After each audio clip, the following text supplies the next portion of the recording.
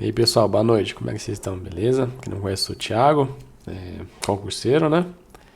Seguinte, eu resolvi gravar aqui um vídeo comentando sobre as questões, não vou comentar detalhado, só porque eu gosto.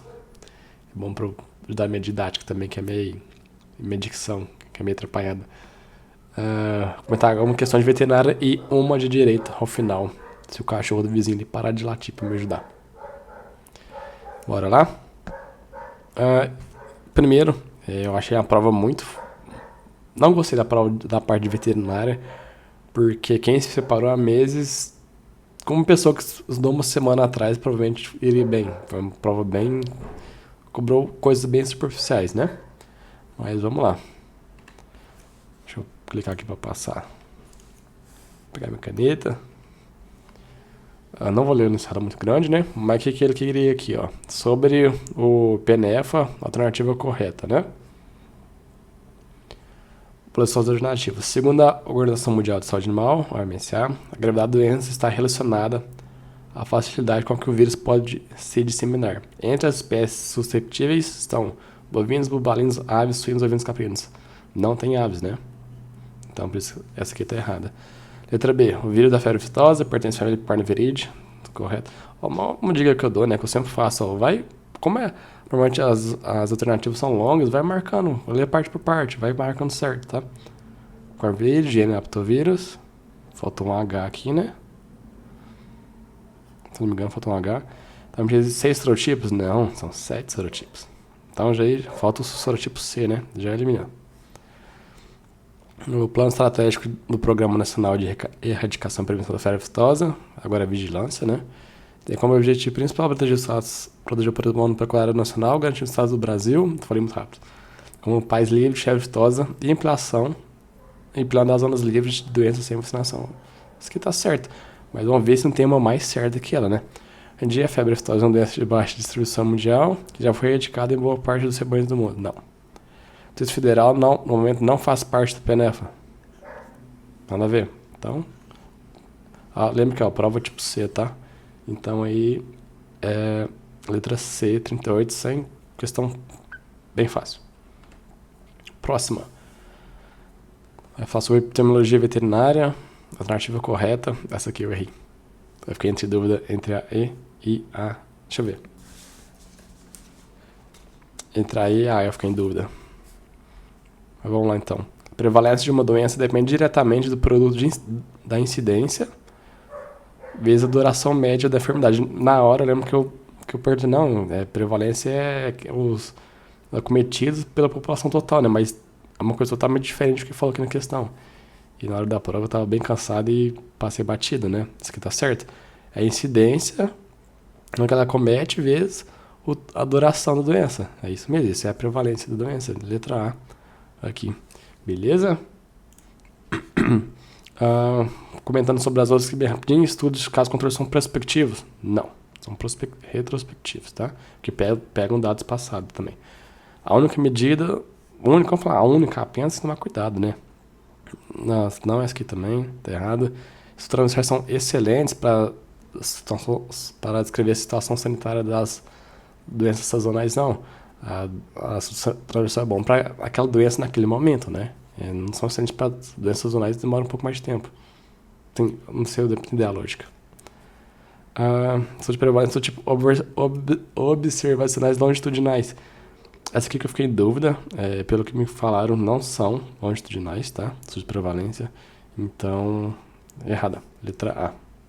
Fechou? Próxima. Então vamos aqui para a próxima. Essa aqui também. Quer saber a alternativa correta, né? Acho que não foi. A respeito do conceito que vai ao entendimento da cadeia do processo infeccioso e história natural da doença.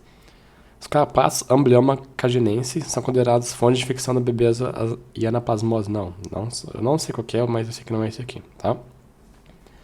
A transmissão do agente entre a fonte de infecção e o hospedeiro suscetível nem sempre ocorre por contato direto. Sim, é possível a transmissão de algumas doenças pela via horizontal indireta, assim como a vertical, correto? Eles vão ver se não tem mais nenhuma outra correta, mas essa aqui é a resposta. Perdão, gente, tá difícil. Garganta aqui, peguei a gripe lá na prova. O período de incubação de uma doença compreende espaço de tempo entre a exposição do hospedeiro suscetível e o diagnóstico laboratorial. Nada a ver com o diagnóstico laboratorial aqui, né? Alterações de fatores ambientais, como desmatamentos ou mudanças drásticas de temperatura, costumam impactar a forma de ocorrência da doença. Somente o quê? Quando são acompanhadas de modificações significativas? Não, nada a ver. Imunidade de rebanho é o termo que indica a resistência de um grupo populacional à introdução e a disseminação de agente infeccioso. Sim, pode ser alcançada só aqui de novo, aqui igual eu falei, somente, apenas, por meio de vacinação. Nada a ver, né? Letra B mesmo. Perdão. Com relação a essa doença, qual? Peste suína clássica. E o seu programa nacional de vigilância, a alternativa correta. Todas as unidades federativas do Brasil, incluindo o DF, possuem um reconhecimento internacional da OMSA de livre de peste suína. Não. Estado do Ceará, tem 3 estados lá no norte que não são livres, tá? Ocupação em média de 30 dias, nada a ver. 2 a 6, não lembro, mas 30 aqui tá bem exagerado, também não é. Entre os diagnósticos diferenciais de doenças estão a raiva e a brucelose, que assim como a PSC também são doenças de notificação obrigatória ao Serviço Veterinário Oficial. Nope. Não são diferenciais. A brucelose eu acho que não tem nada a ver, né?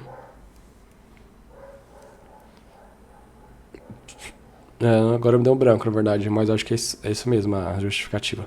O fornecimento aos suínos de restos de alimentos contaminados com vírus, sem tratamento térmico, é a forma mais comum de introdução da doença em países ou zonas livres dela. Exatamente. Se não me engano, tá isso na ficha técnica do mapa da OMSA. Vou dar um pause aqui que eu bebi na água. A vacinação contra a PSC é obrigatória para todas as produções suinícolas do país. Atualmente constitui medida preventiva base? Não. Nega pitibiriba, nada a ver. Salve a agonia. Questão 42. Essa que quer saber aqui. Correto afirmar. Notificação obrigatória IN50, será? IN50. Questão sobre IN50 de 2013.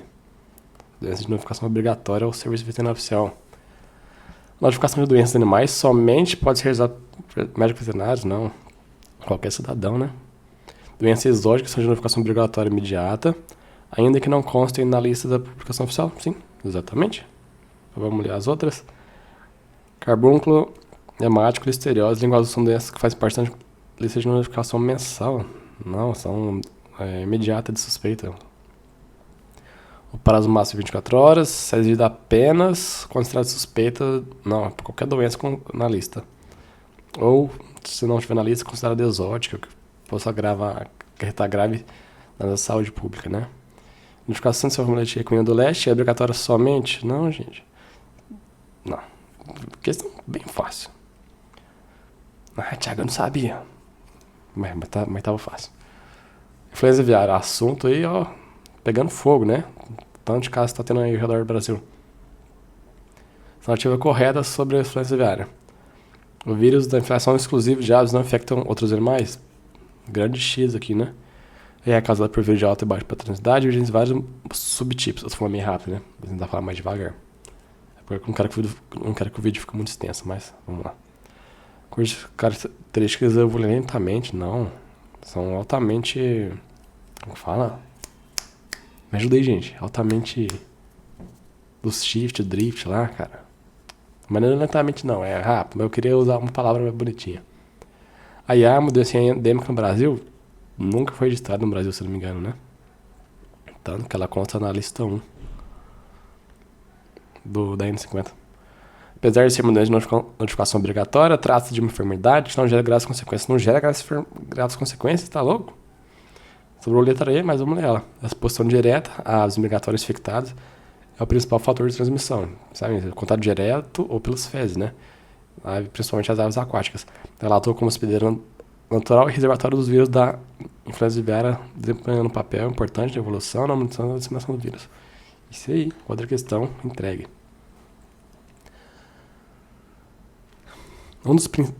Peraí. Quer falar sobre o que, ó? Entre as biotécnicas utilizadas na produção animal, essa questão gera um pouco de polêmica, tá? Estão, ó, biotécnicas utilizadas na reprodução animal. Manejo de pastagem? Manejo de pastagem não é uma biotécnica, né? Não é uma biotécnica, então já cancela. Suplementação animal, biotécnica, não. Inseminação artificial, clonagem, melhoramento genético. Até pode pensar que mas a gente tem, nesse tipo de questão, a gente tem que procurar a questão menos errada ou mais certa, tá? Então deixem aberto. Inseminação artificial, transferência de embriões em vivo, fertilização em vivo e clonagem. Correto. Sincronização de S, inseminação artificial e a criopreservação de gametas. Essa aqui, a letra correta é a D, a gabarito é D, foi o que eu marquei. No entanto, a sincronização de S, se for pensar no sentido amplo, ela é uma biotécnica. Mas se eu pensar só começo a palavra, só na parte dos gametas, não entraria, né? Então, quando for esse tipo de questão, tenta ir pelo mais correto possível, certo? E aqui, nesse caso, é a D. Dá pra entrar com recurso? Provavelmente. Vocês vão aceitar, é de outra história. Mas nesse tipo de questão, você tem que marcar a mais correta, ou a menos errada. Que no caso aqui, é a letra D, né? Questão sobre PNCBT, outra alternativa correta. Ó, a respeito da brucelose no DF, tá? A legislação do DF é diferente dos outros estados e um pouco diferente do nacional também. Então, a respeito da brucelose no DF, vamos ver. O produtor terá sua propriedade considerada livre de brucelose ou de tuberculose, compulsoriamente, após 3 anos de ausência. Não, nada a ver. O tratamento para animais não é permitido e todo animal com diagnóstico positivo de brucelose deve ser eliminado com abate sanitário. Em matador frigorífico, possui inspeção sanitária ou com destruição e enterro do animal na propriedade. Exatamente, tá? Letra B aqui é o gabarito. Mas vamos ver o resto. Cabe ao produtor vacinação de bezerros de 3 a 8 meses de idade contra a brucelose, que pode ser realizado por um médico veterinário com registro de classe. Não, tem que ser um médico veterinário habilitado. Os testes de diagnóstico aprovados pelo PNCBT podem ser executados por um médico veterinário com registro de classe na propriedade, habilitado. No DF, não é necessária a existência de fundo provido de recursos para indenização de proprietários que tiverem animais abatidos ou sacrificados, com medida sanitária prevista em aqueles programas oficiais, inclusive aqueles cometidos por brucelose ou tuberculose. Nessa aqui você poderia ficar em dúvida, mas a outra letra perfeita, né? A alternativa é a letra B. Então, errado. 46. Essa questão aqui é recurso para mim, porque eu errei. Deixa eu acompanhar aqui. Ver se eu fiz algum comentário nela.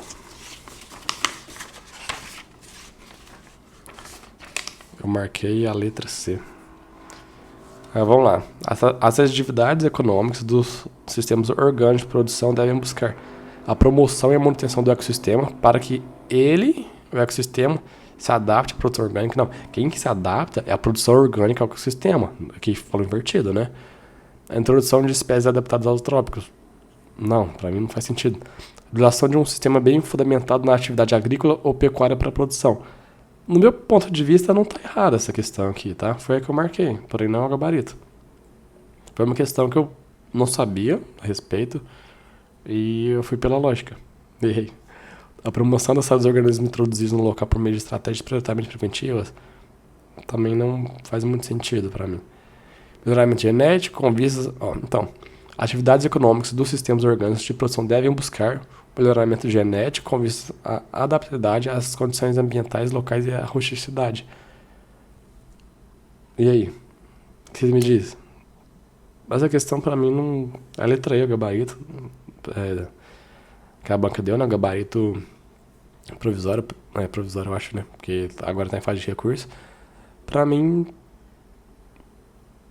Eu ainda marcaria a letra C, um sistema bem fundamentado, né? Mas deram a letra I aqui. Pra mim, não faz sentido. Talvez esteja alguma olha aqui, ó. Agora que eu reparei. Pela legislação brasileira. Então, assim, se tá lá, né? Eu não sei. Mas esse é o gabarito. Essa questão aqui eu adoro, cara. Inspeção é comigo mesmo. Assinale a alternativa que apresenta os padrões observados pela RBQL para compor as características do leite cru, que é importante, tá? Lactose unida, proteína total, gordura hidrogenada, nada a ver, sólidos totais sim. Gordura, proteína total, proteína hidrolisada, nada a ver, sólidos totais sim. Gordura, proteína total. Nossa, perdão pela tosse, galera. Tá meio puxado. E acabou minha água aqui. No. Derrubei o trem na. Achei que tinha acabado. Perdão. Bora. Lactose anidra, correto. Sólidos não gordurosos, correto. E sólidos totais, exatamente, letra C. Hidrogenada não. Hidrolisada não. Eles são bem fáceis, né? Pra quem estuda inspeção, quem estudou lá a ação normativa, 77, 76 e o RBQL, porque ambas. Acho que, se eu não me engano, até no RISPOA fala, sabe? Se eu não me engano. Mas questão fácil também. 48. Número genético. Ixi, peraí. Vamos lá. A respeito da acurácia de seleção, é o quê? Correto, né? Só pediu o correto até agora. Correto afirmar o quê? Que a acurácia de seleção está diretamente relacionada à herdabilidade da característica. Isso aí, correto. Vamos ler as outras. A melhoria genética adicional imprescinde, né? De correlação. Uma melhoria genética adicional prescinde. Nada a ver. Lembra que imprescinde. Vou escrever aqui pra vocês. Puxar a seta aqui, senão a letra não é muito boa para esse espaço. Prescinde é o que aqui? Dispensa? Prescinde é dispensa, tá? Melhoria genética adicional dispensa correlação com as informações parentes do indivíduo? Claro que não, depende. Melhoria genética adicional dispensa correlação com as informações do próprio indivíduo? Nada a ver também, né? Está relacionada ao que? Apenas com o genótipo? Não. Está relacionada apenas às características fenotípicas? Também não. Então, outra questão bem fácil. Toma mais uma água aqui. Perdão, tá difícil. Outra aqui, uma questão bem legal. Para quem estudou o Programa Nacional de Ensino de Avícolas, tava de graça, zero. Aqui, ó. Essa questão tava aqui, 0,800. Controlado pelo PNSA. Lembra de uma coisa, quando tem programa nacional, normalmente são as doenças mais importantes, né? E quais são as doenças mais importantes? Newcastle, influenza aviária, a salmonela, Galinário, Pylori, Enterídeas, salmonelas e as micoplasma, né? Quais são as micoplasmas mesmo? Sinove, Meleagris e... o que é o Galinário, né? Tem que mutar. Tem hora que os cachorros não deixam eu gravar os vídeos. Então vamos lá. Entre as doenças oficialmente controladas pelo PNSA estão... Vambora. Não. Influenza aviária, bronquite infecciosa. Doença de Newcastle, influenza aviária, bronquite não. Influenza aviária, Newcastle, salmonela, micoplasma, letra D, de fácil. Salmonela, coriza, não. Beleza? Outra questão fácil aí. E a última questão do prova do tipo C, de veterinária. Essa questão que eu não sabia de começo, né? Eu fui pela lógica e pela eliminação. Quanto à suplementação de fósforo, é correto afirmar. Fosfato, lembra sempre das 5 palavras, só que eu fui fazer isso na área de direito, né? Que eu tinha acertado, 2 questões de direito, tinha acertado, eu fui revisar, falei, essa palavra aqui tá estranha, eu fui e mudei. Eu errei, né? Eu tava certo e mudei pra errada. 5 pontos a menos. É triste, né? Por isso que eu nunca revisei, né? Aí eu fui, vou revisar, já prova. Aí perdi 5 pontos. Acontece, né? Mas cada um do seu jeito. E bora voltar pro assunto aqui, né, gente? Eu tô conversando sozinho. O fosfato de rocha é uma fonte alternativa de fósforo barata que pode ser utilizada na produção animal sem restrições. Não, até aqui eu não sabia. Mas sem restrições, acho que tudo precisa de restrição, né? Então, errada. Os fosfatos de origem rochosa têm maior palatabilidade que os de origem animal. Eu discordo. Normalmente a origem animal é sempre mais palatoso. A absorção poderia ser essa, né? Eu não sei, mas vamos ver as outras. A absorção do fósforo pelo organismo animal nas diferentes fontes disponíveis varia em função da espécie e da idade do animal. Faz sentido. A estrutura molecular faz sentido. Processamento das fontes faz sentido. Em relação ao cálcio e fósforo faz sentido. E da composição da dieta, entre outros. Para mim que tudo faz sentido. Vamos ver as outras, né? Eu tenho mania de falar rápido, não abre a boca. Tem hora que vocês nem entendem o que eu falo, né? O fósforo presente nos alimentos de origem vegetal não é totalmente aproveitado pelos animais monográficos e ruminantes. uma questão que eu ficaria em dúvida. Ele não é totalmente aproveitado. Ficar em dúvida, tá? Mas como a de cima pra mim tá bem mais correta, eu vou marcar a letra C aqui, mas vamos ver a letra D. E. Os fosfatos agregos podem ser aproveitados como fontes de fósforo que possuem preços inferiores no mercado. Também, não sei. Tô em dúvida. Mas como que eu vi ali que a outra questão, tá certo, tudo nela tá certinho, pra mim eu vou marcar a letra C. E é o gabarito correto. A veterinária acaba aqui. Eu pretendo fazer um vídeo de informática também, que eu gosto bastante. Mas eu trouxe uma questão que é extra. E muita gente estava comentando sobre ela. Que é sobre enriquecimento ilícito versus prejuízo erário. É a improbidade administrativa. Primeiro, só bebi mais uma água aqui. Pausar aqui. Então vamos para a questão. É o seguinte, suponha que o servidor público lotado em uma determinada Secretaria de Estado, é o servidor público, o secretário de Estado tenha de forma dolosa, para ser improbidade tem que ter dolo, tá? Improbidade sem dolo não existe. Opa, um bicho aqui em mim. Utilizado em hora particular. O que? Ele usou o quê? Suponha que o servidor público está desenhado na Secretaria de Estado tenha de forma dolosa utilizado em hora particular. O que ele usou? Veículos pertencentes à Secretaria, ou seja, ao Estado. Usou o que? Recurso do Estado, recurso público, em obra particular, bem como trabalho dos demais servidores na referida da obra. Com base nas previsões legais contidas na lei de improbidade administrativa, será a alternativa correta. O servidor cometeu ato de improbidade administrativa que importa prejuízo erário. Não é, tá? Vamos deixar isso aqui como eu vou explicar mais pra frente. Não. O servidor não cometeu ato de improbidade administrativa, apenas ilícito penal. Nada a ver, é um ato de improbidade administrativa. O servidor não cometeu ato ilícito, agiu dentro de suas competências. Assim, claro que não, né, gente? Mas tem um povo aí que age desse jeito, né? O servidor cometeu ato de improbidade administrativa que importa é enriquecimento ilícito. Essa é a resposta. Calma, eu vou explicar. O servidor cometeu ato de improbidade administrativa que resulta em atentado aos princípios da administração pública. Não. É o seguinte, atos de improbidade administrativa são o quê? Prejuízo ao erário, enriquecimento ilícito. Opa! Nossa, Thiago. Aqui o português, né? O Andrezão vai ver que eu escrevi enriquecimento ali. Cadê a borracha? Aqui tem que pagar, não. Deixa eu pôr aqui a canetinha de novo. Enriquecimento ilícito e atentado aos princípios. Normalmente, quando não se encaixar nenhum desses dois aqui, vai pro terceiro, tá? Quando for perguntar sobre improbidade, é aquilo que gerou o principal. Normalmente, se você comete rapaz, tá difícil hoje até conversar.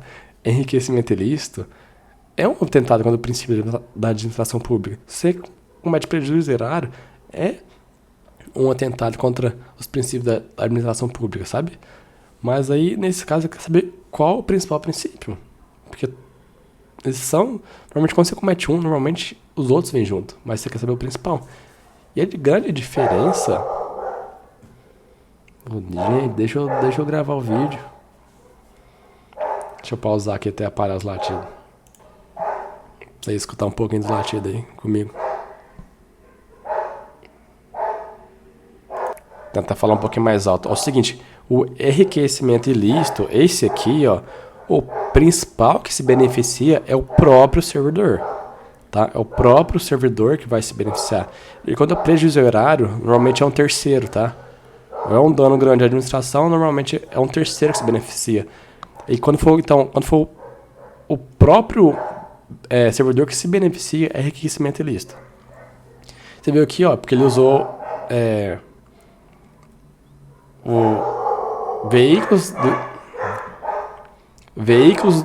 gente. Usou veículos do Estado, usou mão de obra dos servidores públicos, veículos públicos em hora particular, ou seja, ele deixou de gastar o dinheiro dele, né? Se ele deixou de gastar, ele se enriqueceu ilicitamente. É assim que eu penso e é assim que eu aprendi. Mas se vocês quiserem entrar com recurso, fique à vontade, né? Recurso é de vocês, não custa nada. Sim, mas é igual eu falei, o jeito que eu aprendi, enriquecimento ilícito é o próprio servidor que é beneficiado. Prejuízo gerar normalmente terceiros. Beleza? E é isso aí. Falou, abraço. Desculpa os latidos aí, as tosse e...